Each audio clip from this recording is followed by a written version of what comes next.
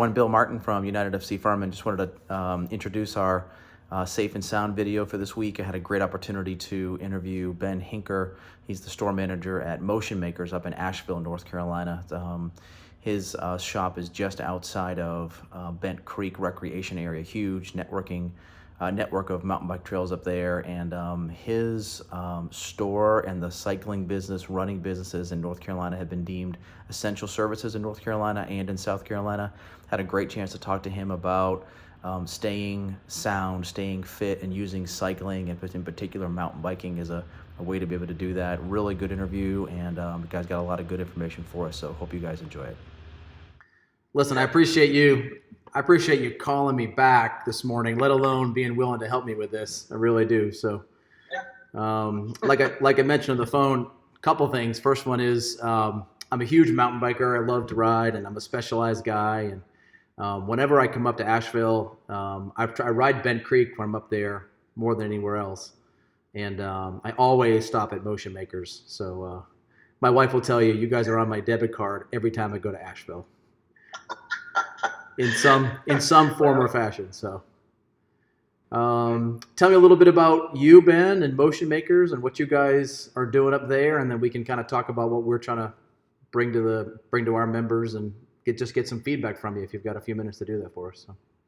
So we should be celebrating our 10th anniversary this weekend with a huge party here, but that's not going to happen. So 10 years ago, we put the store together, and it was kind of a dream between myself and Kent Cranford, the owner. We were both independent reps and thought there was a need in this community for another large town and or another large shop. So we had an opportunity when Specialized was set free to open a store, and here we are. So our goal is to be a huge integrated part of the community. Both of us have kids. Most of our employees have kids. We all got started doing this years and years ago as kids. So we understand the value that a place like this can bring to families and to kids, and especially right now with what's going on. Yeah. I mean, deemed an essential business and being allowed to stay open, we're very thankful for it. It definitely calls to the reason that we all have been in this industry. Most of us in this store have been in this industry for 20 to 30 years. Yeah. So we do it because it's a passion, and we really, really believe in it. Yeah.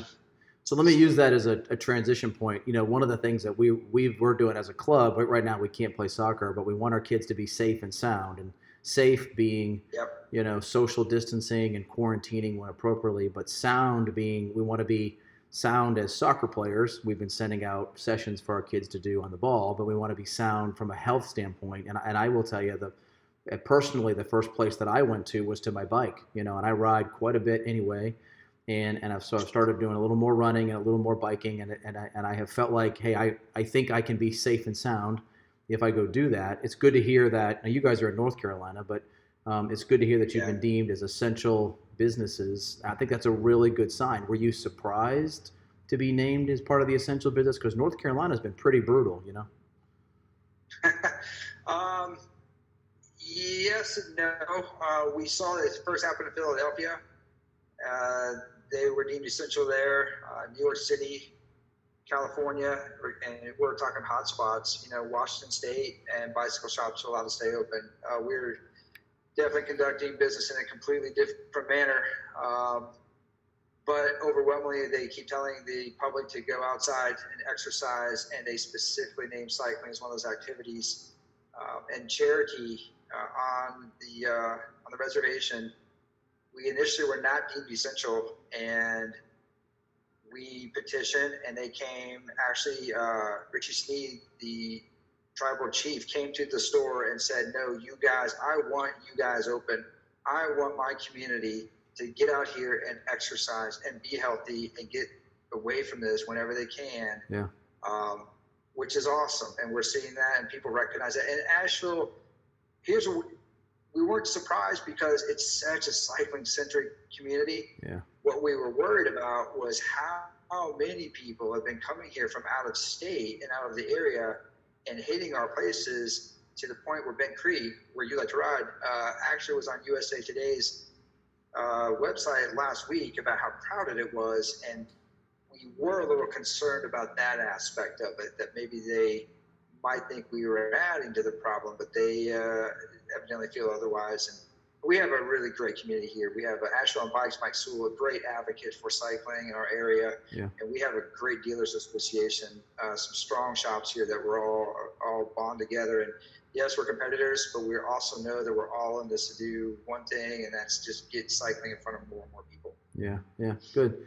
So, so maybe let me ask you two questions. The first one is, how do we engage in cycling either as families or individuals and stay safe? That's the first part of what we're trying to do as an organization. So can we do the social distancing that we need to do on a bicycle and be safe? What are some of the recommendations that you're hearing from CDC, North Carolina, whoever you're talking to there? Well, what we're hearing is definitely keep the 6 feet rule, from other folks that are not part of your immediate family. One thing to be aware of as a mountain biker is when you're riding, there's going to be more people on the trail. There are more people on the trail that aren't used to the trail etiquette. So, being very conscientious of where you're riding, your speed, how you're approaching other people. Communication's always been key, and it's even more so right now. Tell someone when you're coming up behind them, let them know. Communicate with them. Get over on the side of the trail. When you're descending, let that person climbing, let them, they're working a lot harder. Let's pull over, let them go by. Give them plenty of space, That's what they're telling us. And then as far as some of the road, the road cyclists go, when you're riding on the road, just keep that space. We were joking. We had an event that's supposed to happen here last week in the Bike of the Irish, and we were joking about the no snot rocket rule.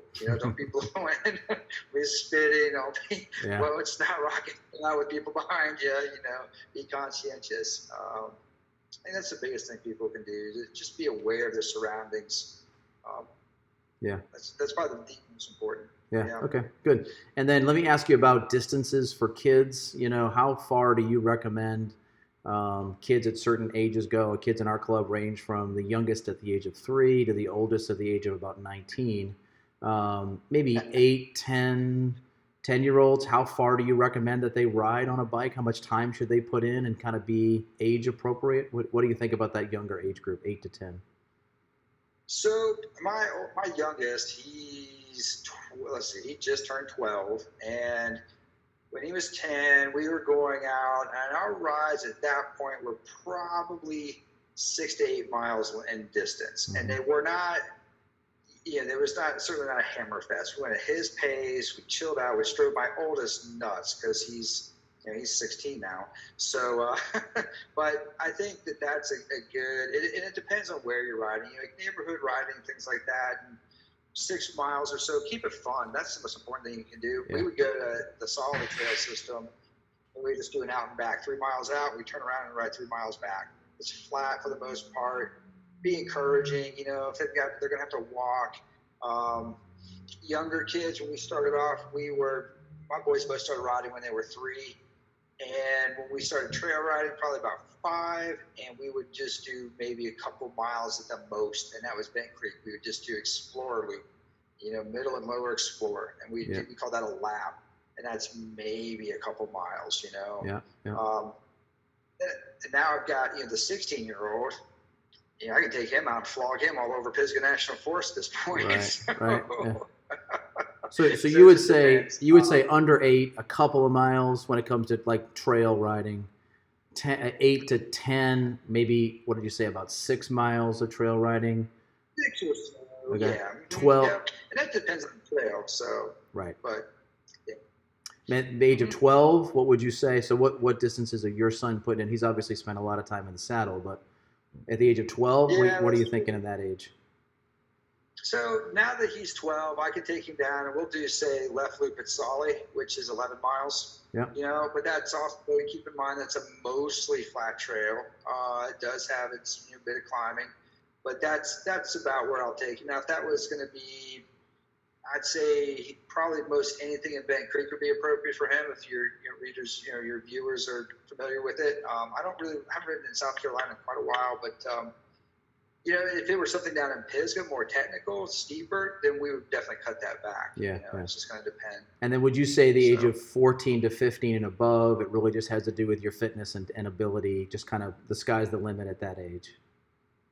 Yeah, that's what we see. The bike club I'm involved with, where my youngest is in school currently, that's exactly what we see there with those guys. And we got some kids that can just go out and crush it, and others that are just getting into it. It's just like soccer or anything else. Conditioning, skill, you know, having the right gear, padded shorts can make a kid ride a lot longer when they're happy and they're comfortable. Yeah, So, for sure. That's not just for kids either, by the way. That's for grown men too. So. Yeah, that's right. I ride a lot further when I'm comfortable. So. The trail systems that we have here are Pleasant Ridge, which coming down from Asheville is really just over the mountain when you get to Glassy Mountain area. So Pleasant Ridge is right there. Paris Mountain is right here. And I would say the majority of the mountain biking in the Greenville area is Pleasant Ridge and Paris Mountain.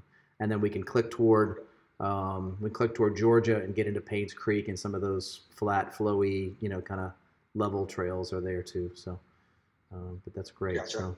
Hey, so when you do, are you going to be able to reschedule your anniversary event coming up, or? Yeah, that's our goal. We're gonna have to figure this all out as they, you know, as we move through this and they reduce restrictions. It's most likely, like most things, going to get pushed to the fall, and it looks like fall is going to be extremely busy. Yeah, I can imagine. I can imagine. Yeah. We're thinking. Well, we don't know when we're going to get restarted, but it certainly isn't going to be anytime soon. So. Ben, when you get a little closer to those events, make sure you shoot me a text with some of that stuff in it. I know our members would love to come up there and kind of see what you guys have going on. And we have a great membership that's super responsive. And when you put time into us, we're happy to put time back into you. So I know our members would want to kind of jump back in and say thank you to you guys. So, Ben, thank you for your time. I appreciate any final thoughts from you before I let you bolt, or? No, get outside, have fun, be safe doing it. Yeah, listen, and from us to you guys as well, be safe and be sound, all right? Thank you, Ben. Yeah, thanks. All right, buddy. Take care. Bye. Bye.